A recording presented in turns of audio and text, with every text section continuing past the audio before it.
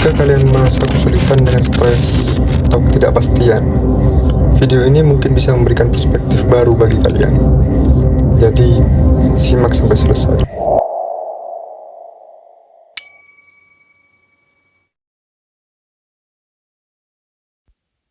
Stoikisme, stoik, atau stoicism, yaitu sebuah filosofi yang mengajarkan kepada kita cara untuk menciptakan kehidupan yang penuh dengan kebahagiaan nyata. Jika berbicara tentang kebahagiaan, hal ini erat kaitannya dengan fokus kita terhadap hal yang bisa atau tidak bisa kita kendalikan. Coba direnungkan lagi. Selama ini, kalian lebih sering fokus ke hal-hal yang bisa dikendalikan, atau malah berfokus pada hal-hal yang tidak bisa kalian kendalikan. Sayangnya, kebanyakan orang di dunia ini lebih sering berfokus pada hal-hal di luar jangkauan mereka dibandingkan dengan berfokus pada hal-hal yang bisa mereka kendalikan.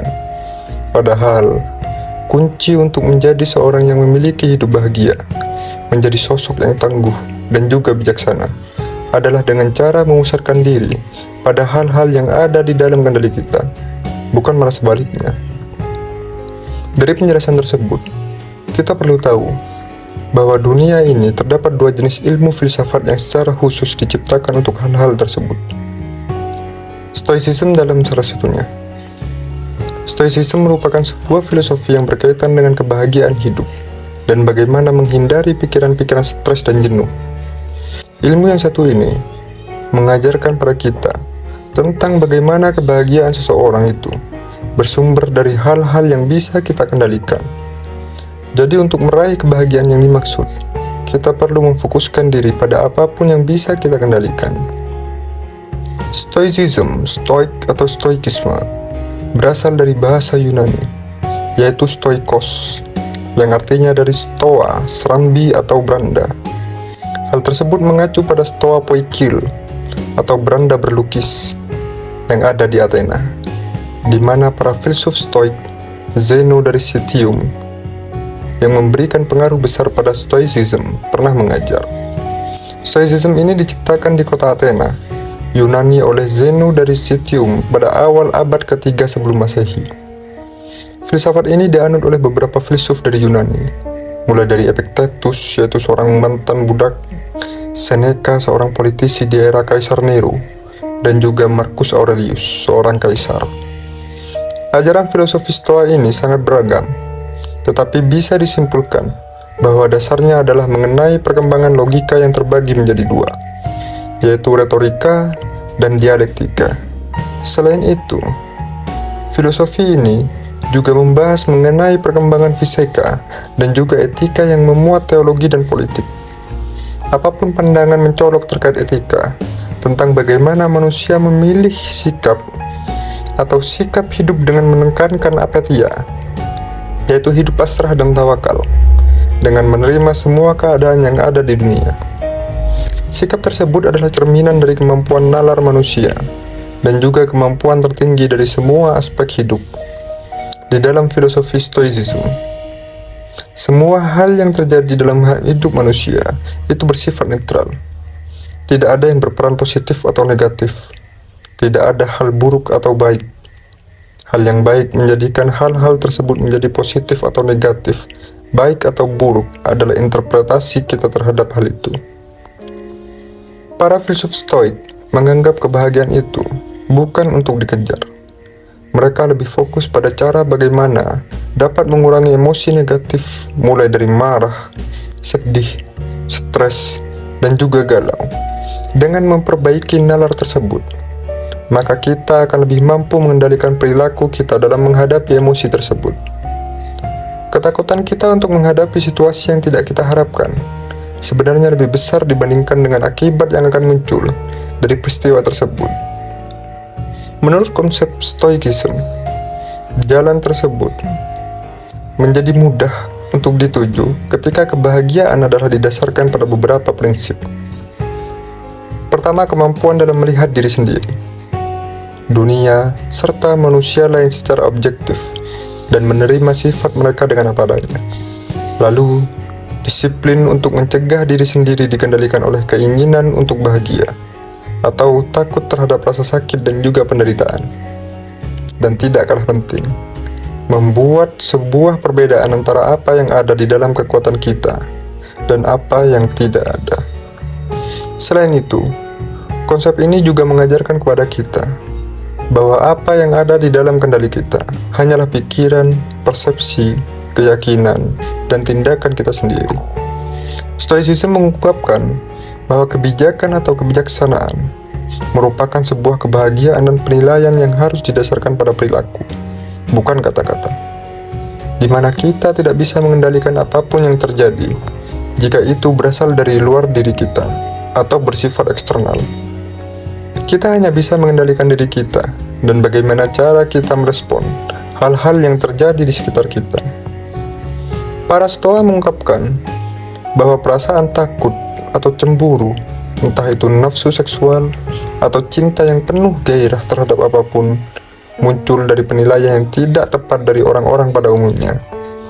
Namun bagi orang-orang yang bijak, seseorang yang sudah mencapai kesempurnaan dalam hal moral serta intelektual, maka hal tersebut tidak akan mereka alami. Stoik pada masa Seneca dan juga Epictetus menekankan pada sebuah doktrin yang sudah menjadi ajaran Stoa awal, bahwa orang yang bijak akan benar-benar kebal terhadap masalah apapun, kemalangan, ataupun derita. Itu artinya, sikap kebajikan sudah cukup untuk mencapai kebahagiaan. Akan tetapi, hal tersebut tidak semata-mata bahwa hanya orang bijak saja yang bebas dari penderitaan, sedangkan orang lain secara moral bersifat jahat. Filosofi ini tidak peduli dengan teori dunia yang rumit. Cara tersebut hanya ingin membantu kita dalam mengatasi emosi yang merusak dan bagaimana cara bertindak dengan benar. Misalnya, kehilangan orang yang dicintai sekaligus kehilangan pekerjaan dalam waktu berdekatan. Sungguh membuat down. Sulit membayangkan cara agar bisa bahagia kembali dalam kondisi seperti itu.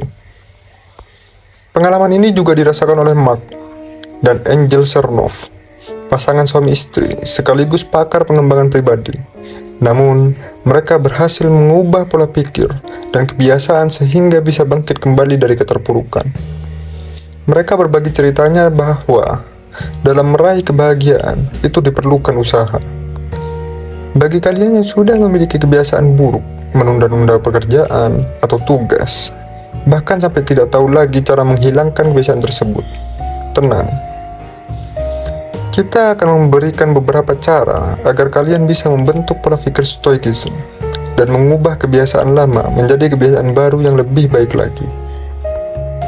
Pertama, bedakan antara hal yang bisa diubah dan tidak.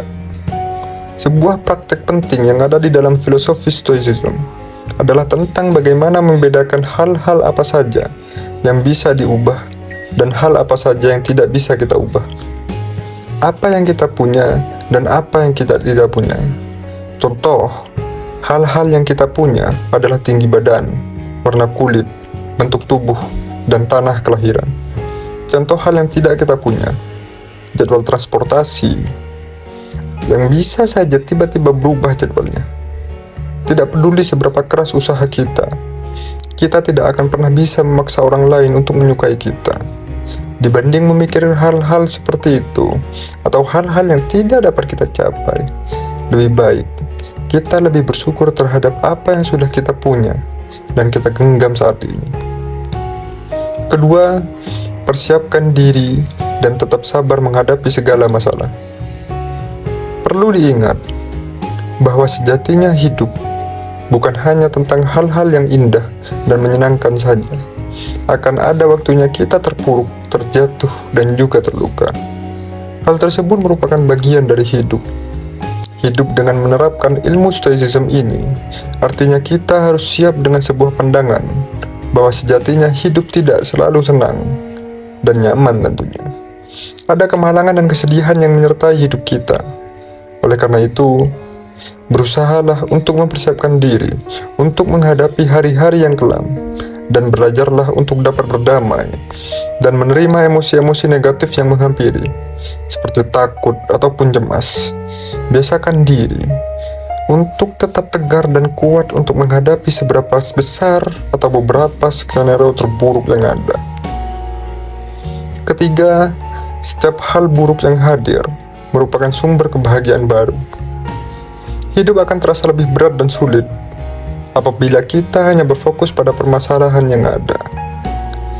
Daripada hanya memikirkan keburukan yang datang, cobalah untuk memberikan sebuah kebaikan dan fokus kepada hal-hal yang baik juga.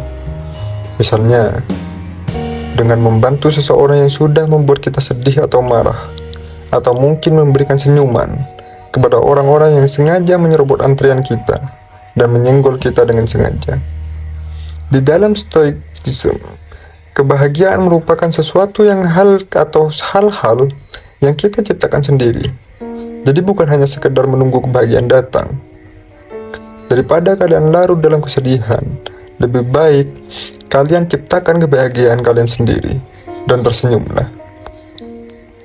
Keempat, ingatlah, kita hanyalah butiran kecil di alam semesta.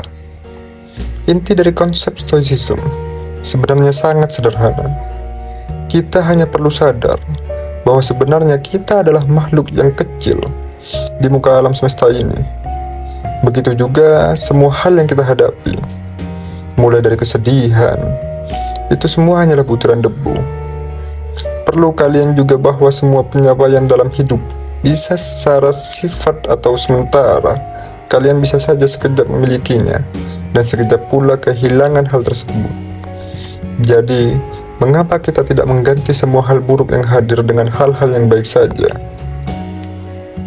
Selanjutnya, cara menjalani filosofi Stoicism di kehidupan sehari-hari. Yang pertama, kendalikan bagaimana cara kita berpikir. Seperti yang sudah dijelaskan di atas, mengenai prinsip dari ilmu Stoicism ini, yaitu tentang beberapa hal yang bisa kita kendalikan dan beberapa hal yang tidak bisa kita kendalikan. Kemudian ada banyak ketidakbahagiaan yang disebabkan oleh pemikiran, di mana kita menganggap bahwa kita bisa mengendalikan hal-hal yang sebenarnya tidak bisa kita kendalikan. Lalu, apa saja yang bisa kita kendalikan? Epictetus mengungkapkan bahwa kita dapat mengontrol apa yang terjadi pada diri kita sendiri. Ketika orang lain melakukan hal buruk terhadap kita, itu adalah hal yang tidak bisa kita kendalikan. Namun, kita bisa mengendalikan emosi dari dalam diri kita dalam menghadapi perlakuan tersebut. Itu artinya, yang bisa kita kendalikan adalah diri kita sendiri, bukan orang lain.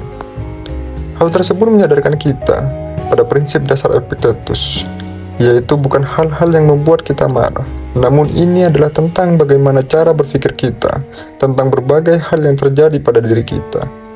Apabila kita berpikir akan ada sesuatu hal buruk yang terjadi pada diri kita, maka kemungkinan besar kita akan dilanda rasa takut, cemas, dan sedih. Begitu pula ketika kita menilai bahwa suatu hal yang sangat buruk sudah terjadi pada diri kita, maka kita akan merasa kesal, marah, dan sedih. Konsep Stoicism mengajarkan bahwa semua rasa emosi yang kita rasakan merupakan hasil dari penelitian atau penilaian kita terhadap sesuatu.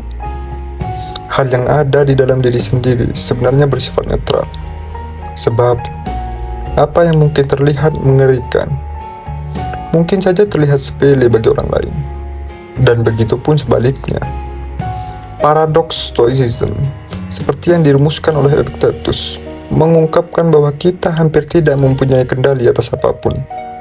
Tetapi, pada saat yang bersamaan, kita mempunyai kendali penuh yang potensial untuk kebahagiaan kita. Yang kedua, melatih pikiran. Salah satu tokoh Stoicism, yaitu Seneca, merekomendasikan kita untuk menuliskan hal-hal yang kita rasakan saat merasa kesal dengan sesuatu yang bersifat sepele atau bertindak dengan rasa emosi kepada seseorang yang mungkin saja tidak pantas kita marahi. Dengan menuliskan semua itu, kita akan mempunyai harapan dan berpikir untuk tidak melakukannya lagi di kemudian hari. Selain itu, seorang tokoh filsuf lain, yaitu Marcus Aurelius, mempunyai strategi lain, di mana ia selalu mengingatkan diri sendiri bahwa ia mungkin saja akan bertemu dengan orang-orang yang sedang marah, sedih, stres, dan tidak sabar. Dengan memikirkan hal tersebut, ia berharap agar nantinya ia akan cenderung tidak menanggapi mereka dengan cara yang sama, yaitu kemarahan. Namun ia merefleksikan sebuah fakta bahwa tidak ada orang di dunia ini yang melakukan hal buruk di atas dengan sengaja. Mereka mungkin saja korban dari penilaian yang keliru dari mereka sendiri. Dari sini, kita bisa menyimpulkan bahwa tidak ada yang memilih untuk tidak bahagia, marah, stres, ataupun sedih. Sebenarnya, itu semua merupakan hasil dari penilaian atau penilaian dari kita sendiri, yaitu salah satu hal yang ada di dalam kendali kita. Yang terakhir, terima apapun yang terjadi. Hal lain dari konsep stoicism ini yang mengingatkan diri sendiri terkait hal yang tidak penting, yaitu menyadarkan kita bahwa dunia tidak hanya berputar di sekitar kita saja. Seperti yang dikatakan Epictetus, apabila kita mengharapkan bahwa semesta akan memberikan hal-hal yang kita inginkan, maka yang akan kita dapatkan justru kekecewaan. Namun, jika ketika kita menerima apapun yang diberikan oleh semesta, maka hidup kita akan jauh lebih damai dan bahagia.